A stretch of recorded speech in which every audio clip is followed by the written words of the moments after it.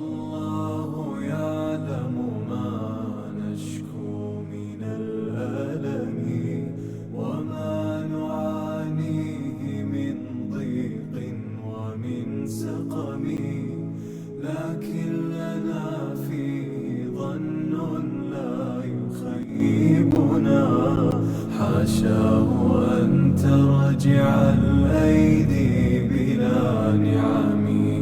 كم جاد من فضله قبل السؤال، وكم أعطى وأغنى بمحض الجود والكرم.